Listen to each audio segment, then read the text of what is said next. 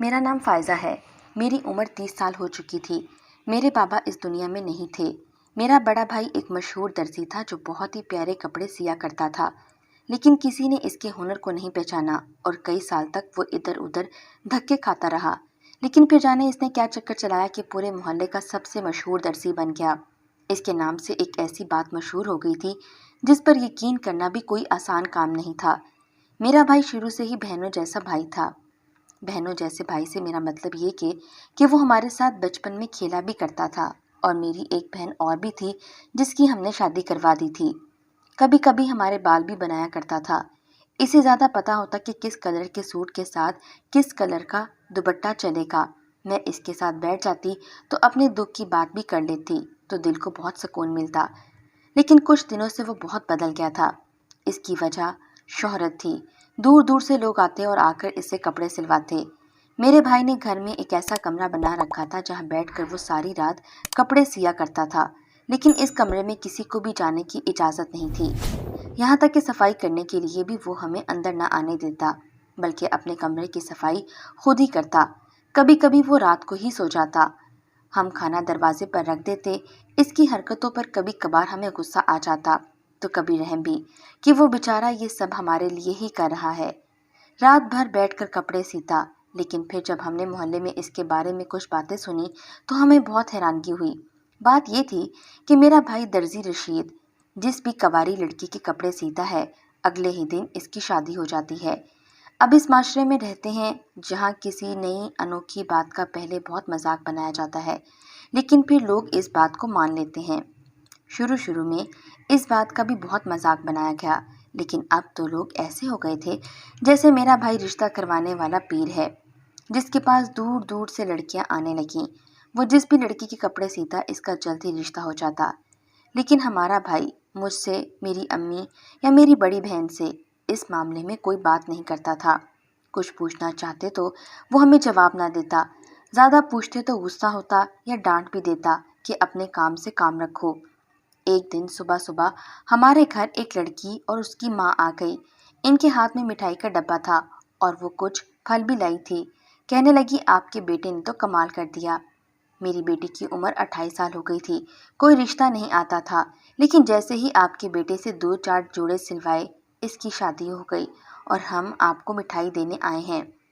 میں نے تو مٹھائی کا ڈبہ پکڑا اور سائڈ پر ہو گئی۔ چلو اسی بہانے مٹھائی تو ملی، لیکن میری ماں تو پریشان ہو گئی تھی کیونکہ آئے دن یہ لوگ گھر پر آتے، کوئی مبارکباد دینے تو کوئی اس کے بارے میں پوچھنے۔ میری ماں کو یقین تھا کہ بھائی کوئی غلط کام کر رہا تھا، لیکن اس کام میں غلط کام کی کیا گنجائش تھی؟ یہ تو صرف کپڑے سیتا اور کپڑے سینے سے کسی کی شادی کیسے ہو سکتی ہے؟ یہ بات میری سمجھ سے باہر تھی۔ ہم تو بھائی سے کچھ بھی پوچھتے تو وہ جواب نہ دیتا، لیکن میرے دماغ میں ایک پلان آ گیا۔ میں نے اپنی دوست سے کہا کہ وہ میرے بھائی سے کپڑے سلوائے۔ اس نے کہا وہ خود تو کپڑے سلوانا چاہتی ہے لیکن تمہارا بھائی ٹائم ہی نہیں دے رہا۔ میں نے اس سے کہا کہ میں اس کی تھوڑی سی سفارش لگا دوں گی، لیکن اسے مجھے سب بتانا ہوگا کہ میرے بھائی نے اس سے کیا بات کی اور میری دوست کا رشتہ کیسے ہوا، کیونکہ میری دوست میری عمر کی تھی، اس کی شادی ابھی تک نہیں ہوئی تھی۔ میں نے اپنے بھائی سے کہا کہ بھائی میری دوست آپ سے کپڑے سلوانا چاہتی ہے۔ کہنے لگا میرے پاس وقت نہیں ہے، لسٹ میں بہت سے لوگ ہیں، اسے کہہ دو مہینے بعد آئے۔ میں نے اپنے بھائی سے کہا بھائی میں آپ کی بہن ہوں اور وہ میری دوست ہے، اس طرح سے وہ بھی آپ کی بہن ہوئی۔ آپ میری بات نہیں مانیں گے تو آپ کا میرے بھائی ہونے کا کیا فائدہ؟ بھائی نے کہا تم بہت بولتی ہو، تمہاری زبان بہت لمبی ہو گئی ہے۔ میں نے کہا پلیز بھائی مان جائیں، اسے بہت جلدی ہے، اس کے گھر والے بہت پریشان ہیں، آپ کچھ تو کریں گے۔ میرے بھائی نے کہا ٹھیک ہے، اسے 1 ہفتے بعد بھیج دینا۔ اس کے بعد میری دوست میرے بھائی کی دکان پر گئی، جا کر اپنے کپڑوں کا ناپ دیا۔ ناپ کے کپڑے صحیح نہیں لے کر گئی تھی، ایک چیز بھول گئی تھی، اسی لیے اس کا ایک اور چکر لگ گیا۔ پھر اس نے کہا کہ میرے کپڑوں پر کھلا کالر اور لیس لگانی ہے، تو اس کا ایک اور چکر لگا۔ پھر پوچھنے کے لیے گئی کہ کپڑے سل گئے ہیں یا نہیں، تو پھر ایک اور چکر لگا، اور آخر میں 2 دن بعد میرے بھائی نے اسے کپڑے واپس کر دیے۔ میں نے بھائی کی دکان کے 5 چکر لگوائے اور اپنی دوست کو کہا کہ اب یہ کپڑے پہنو، کیونکہ میں نے سنا ہے کہ جیسے ہی لڑکیاں کپڑے پہنتی ہیں ان کا رشتہ آ جاتا ہے۔ مجھے تو ڈر لگ رہا ہے، پتہ نہیں کیا ہوگا۔ میں نے کہا اس میں ڈرنے کی کیا بات ہے، مجھے لگتا ہے یہ سب جھوٹ ہے، لوگوں کو پیسے دے کر یہ بات کروائی جاتی ہے، ایسا بھی بھلا ہو سکتا ہے؟ میری دوست نے کہا کہ میں جمعے والے دن یہ کپڑے پہنوں گی۔ اس نے جمعے والے دن کپڑے پہنے، پورا دن گزر گیا۔ شام میں اس کی کال آئی۔ اس نے جو مجھے بتایا، میرے قدموں تلے سے زمین نکل گئی۔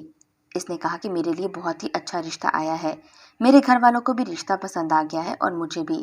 لڑکا دیکھنے میں بالکل ہیرو جیسا لگتا ہے۔ یار تمہارا بھائی تو جادوگر ہے، کمال ہو گیا۔ آج ہی میں نے یہ سوٹ پہنا اور آج میرا رشتہ بھی آ گیا۔ وہ تو ایک ہی سانس میں بولتی جا رہی تھی۔ مجھے کچھ سمجھ نہیں آ رہا تھا کہ یہ کیسے ہو سکتا ہے۔ میں نے یہ بات اپنی امی کو بھی بتائی۔ میری امی تو سر پکڑ کر بیٹھ گئیں۔ ان کو تو یقین تھا کہ میرا بھائی جادو کر رہا ہے۔ وہ تو اپنی ہی فکر میں لگ گئیں۔ ان کا کہنا تھا کہ جو جادو کرتا ہے اس کا گھر برباد ہو جاتا ہے، اس گھر میں کوئی عذاب آ جائے گا۔ وہ اپنی باتوں میں لگی تھیں، جبکہ میں جانتی تھی جادو سے ایسا کچھ نہیں ہوتا، یہ جادو نہیں تھا۔ لیکن میں نے اپنی دوست سے پوچھا کہ انہوں نے تمہیں کوئی چیز دی تھی پہننے کو، کوئی انوکھی بات کی تھی، کوئی ایسی بات جو انہوں نے کی ہو؟ اس نے کہا ایسی بات تو کوئی نہیں کی، وہ تو وہی باتیں کر رہے تھے جو درزی کرتا ہے۔ آپ کو اس سوٹ کے ساتھ کیا چاہیے اور اس طرح کی باتیں۔ اگر ایسا تھا تو پھر میرا بھائی میرے کپڑے کیوں نہیں سیتا تھا؟ میری بھی تو شادی کی عمر ہو چکی تھی، میں 30 سال کی ہو گئی تھی، کیا اسے میری کوئی پرواہ نہیں تھی؟ میرے سے بڑی بہن کی شادی تو اس نے 22 سال کی عمر میں ہی کرا دی تھی۔ پھر مجھ سے کیا دشمنی تھی کہ میری شادی نہ کرواتا، نہ میرے کپڑے سیتا؟ اگر میری شادی صرف ایک کپڑے سینے کی دوری پر تھی تو پھر ابھی تک وہ ہاتھ پر ہاتھ رکھ کر کیوں بیٹھا تھا؟ 2 ہفتے بعد میں اپنی دوست کے نکاح میں بیٹھی تھی۔ سارا محلہ باتیں کر رہا تھا کہ میں بھی رشید درزی سے کپڑے سلوانا چاہتی ہوں، لیکن وہ کسی کو بھی وقت نہیں دیتا۔ یہ تو قسمت کی بات ہے، رشید جس کو وقت دے۔ باقی سب میرے پیچھے تھے کہ تم اپنے بھائی سے بات کرو۔ ان کو کیا جواب دیتی کہ میرا بھائی مجھے خود نہیں ٹائم دیتا، تم لوگوں کو کیا ٹائم دے گا؟ میں غصے سے بھری پڑی تھی۔ میں نے یہی بات سب کو کہہ دی۔ وہ حیران رہ گئے کہ سب محلے کی لڑکیوں کی شادیاں کرواتا ہے تو اپنی بہن کی کیوں نہیں کرواتا؟ میں نے تو باقاعدہ رونا ہی شروع کر دیا۔ نہ جانے مجھے کیا ہو گیا، مجھ سے خود پر قابو نہیں پایا جا رہا تھا، لیکن اب مجھے غصہ بھی آ گیا۔ میں نے سوچ لیا کہ میں اس بات کی تہہ تک جاؤں گی۔ میں نے کہا میں اپنے بھائی کے پاس جاؤں گی اپنے کپڑے سلوانے، لیکن وہ میری شکل دیکھ کر مجھے وہاں سے بھگا دیتا ہے، اس لیے مجھے اپنی شکل چھپا کر جانا تھا، یعنی مجھے اپنا حلیہ بدل کر جانا تھا، چھپ چھپ کر جانا تھا، اور مجھے یہی کہنا تھا کہ میں برقع نہیں پہنا کرتی تھی۔ میں نے اپنی دوست سے برقع ادھار لیا، ویسے بھی اب اس کی شادی ہو گئی تھی، اس نے پرانے برقعے کا کیا کرنا تھا۔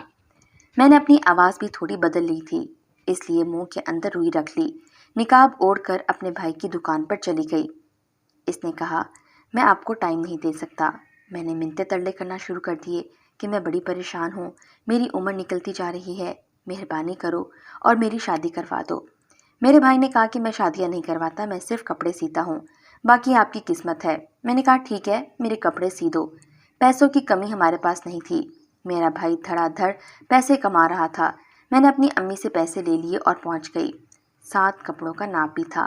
میرے بھائی کو پتا تھا کہ میں کون سے کپڑے پہنتی تھی یا میرے کپڑوں کا ناپ کیا تھا، تو ویسے ہی اپنے کام میں مصروف رہتا تھا۔ میرے بھائی نے مجھ سے کپڑوں کا ناپ لیتے میرا نام پوچھا، جو میں نے غلط بتایا۔ انہوں نے عمر پوچھی تو وہ بھی تھوڑی آگے پیچھے بتائی۔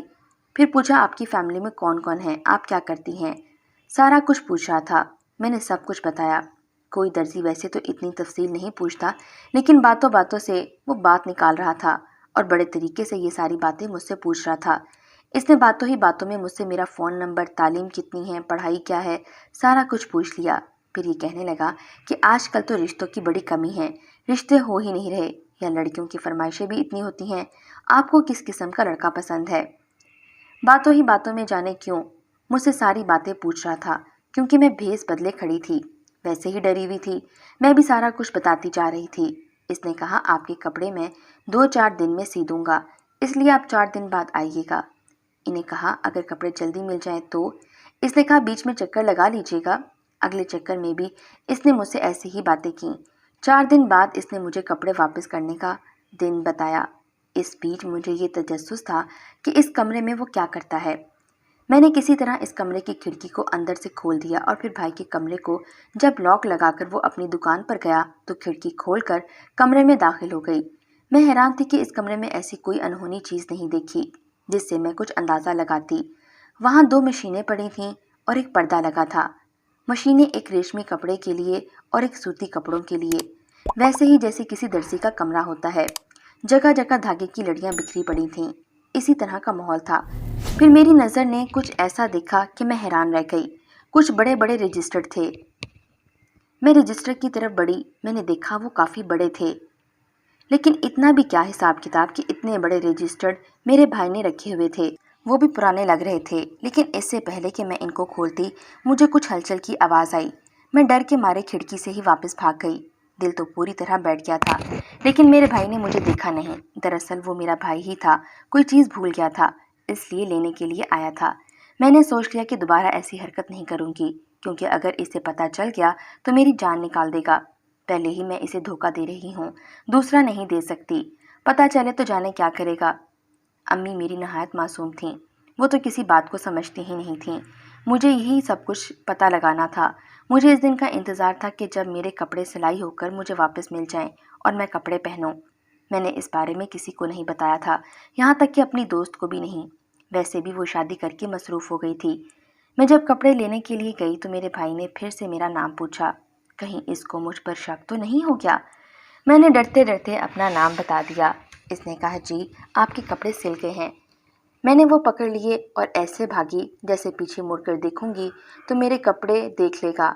कपड़े तो बहुत अच्छे थे। मैंने सोचा मैं कपड़े पहन लूँगी। मुझे जल्दी तो बहुत थी, लेकिन मैंने भी जुम्मे के दिन को ही मुनासिब समझा। वैसे जुम्मे का दिन 2 दिन बाद ही था। 2 दिन बाद मैंने घर में बहुत ही नॉर्मल तरीके से अपनी रूटीन रखी कि मेरे भाई को बिल्कुल भी शक ना हो।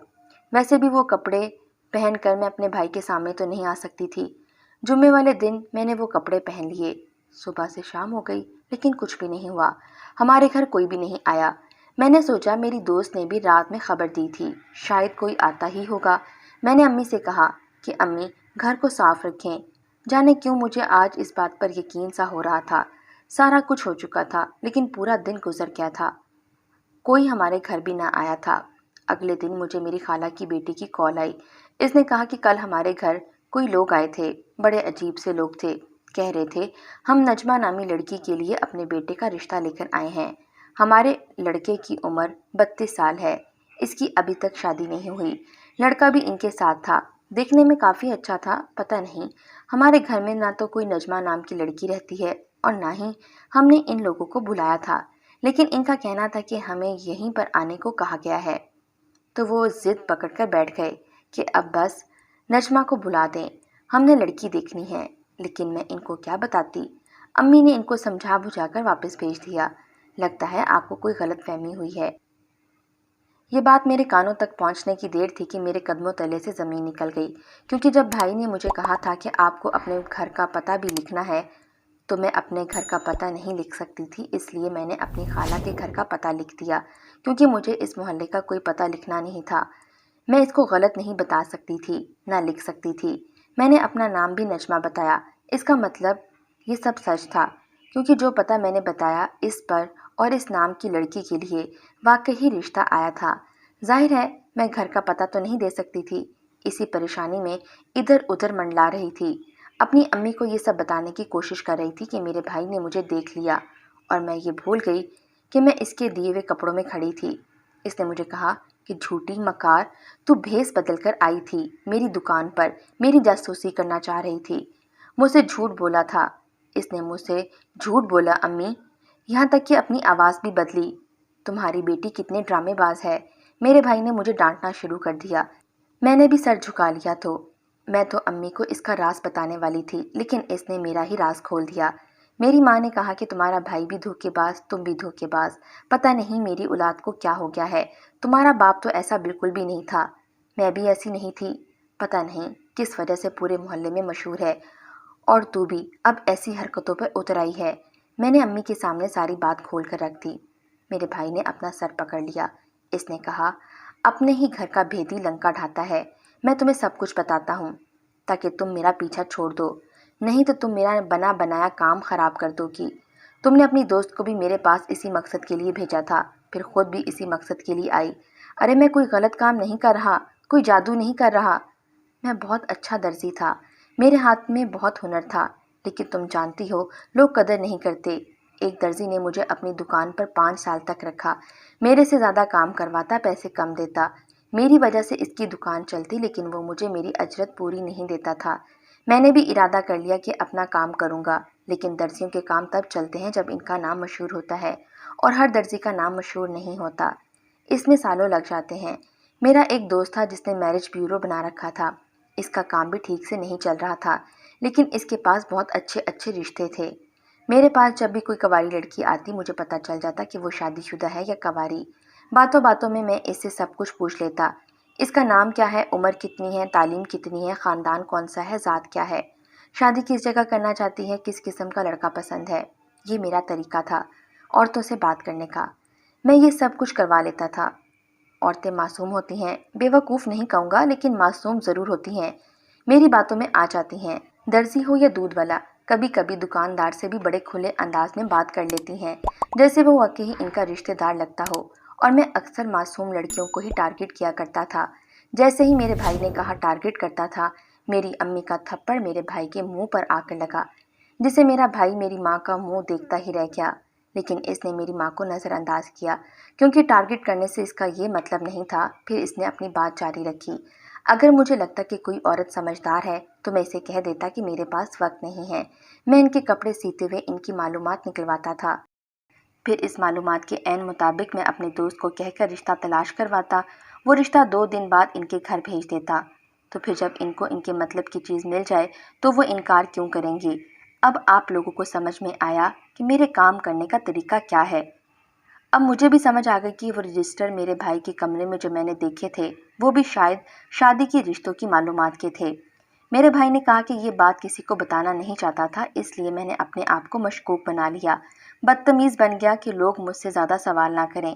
میں یوں کسی کے رشتے کروانے والا درزی مشہور ہو گیا، میرے کام میں بہت برکت آ گئی، میرے اس دوست کا کام بھی چلنے لگا، سال میں اس کو کہیں 12 کلائنٹ بھی مشکل سے ملتے تھے۔ اب ہر ہفتے بعد ایک لڑکی کی شادی کرواتا ہے۔ اگر ہم سب یہ ایسا کرتے ہیں تو اس میں بھلا برا ہی کیا ہے؟ ہمارا طریقہ شاید تھوڑا عجیب ہے، لیکن ہماری نیت بری نہیں۔ ماں، تیرا بیٹا لوگوں کا گھر بساتا ہے، اب تیرا دل کر رہا ہے تو میرے منہ پر دوسرا تھپڑ بھی مار دے۔ میری ماں نے سر جھکا لیا، میرے بھائی کے سر پر ہاتھ پھیر کر اس کو پیار کیا، پھر اپنے بھائی سے کہا کہ اگر یہ سب ایسا ہے تو ابھی تک تو نے اپنی بہن کی شادی کیوں نہیں کروائی؟ میں تیری بہن تھی نا؟ اس نے کہا، پاگل، تیرے لیے مناسب رشتہ تلاش کر رہا تھا، تیرے لیے مجھے اس طریقے سے رشتہ تلاش کرنے کی ضرورت نہیں تھی، تیرے لیے تو میں سب سے اچھا رشتہ ڈھونڈوں گا۔ اور بس یہ تو سمجھ کہ تیرا بھائی مشکلوں میں پھنس گیا، ہر دن یہی سوچتا تھا کہ بس آج کام کر لوں گا، یہ کر لوں گا، کیوں کرتے کرتے اتنا وقت گزر گیا۔ لیکن دیر میں کبھی برکت ہوتی ہے، میں نے تیرے لیے رشتہ دیکھ لیا، میں تیری شادی دھوم دھام سے کروں گا۔ اور تم کیا چاہتی ہو، میں تجھے خالی ہاتھ رخصت کروں؟ پہلے تمہارا جہیز بھی تو بنانا تھا، وہی بنانے میں لگا ہوا تھا۔ اس دن بڑی جاسوس بن کر میرے کمرے میں آئی تھی، ذرا آنکھیں پھاڑ کر پردے کے پیچھے بھی دیکھ لیتی، تیرا جہیز ہی تو پڑا تھا۔ میں نے پردے کے پیچھے نہیں دیکھا تھا کیونکہ مجھے وہاں کپڑے نظر آ رہے تھے، میں نے سوچا وہاں کپڑے ہی ہوں گے، میں نے بھی سر جھکا لیا۔ میرے بھائی نے میرے سر پر ہلکا سا تھپڑ مارا اور کہا، آئندہ اس طرح کی کوئی حرکت نہ کرنا، اور اب شادی کی تیاریاں کر، جو چاہے مجھے لسٹ بنا کر دے، میں تمہارے لیے لے آؤں گا۔ میری آنکھوں میں خوشی کے آنسو آ گئے، میری ماں نے بھی ہم دونوں کو پیار کیا۔ میرا بھائی ٹھیک کہتا تھا، اس کا طریقہ شاید عجیب تھا، لیکن پھر بھی وہ لوگوں کی شادیاں کروا رہا تھا۔ آج کل کے دور میں بیٹی کا رشتہ کروانا اتنا مشکل ہو چکا ہے کہ جس کی کوئی حد نہیں۔ ایسا نہیں ہے کہ صرف رشتے کم ہیں یا لوگ پیسے دولت کے پیچھے بھاگ رہے ہیں، آج کل کی لڑکیاں بھی تو اپنی پسند سے شادیاں کرانا چاہتی ہیں۔ میں یہ سر اٹھا کر کہہ سکتی ہوں کہ مجھے میرے بھائی پر فخر ہے کہ وہ جو بھی کر رہا ہے اچھا کر رہا ہے۔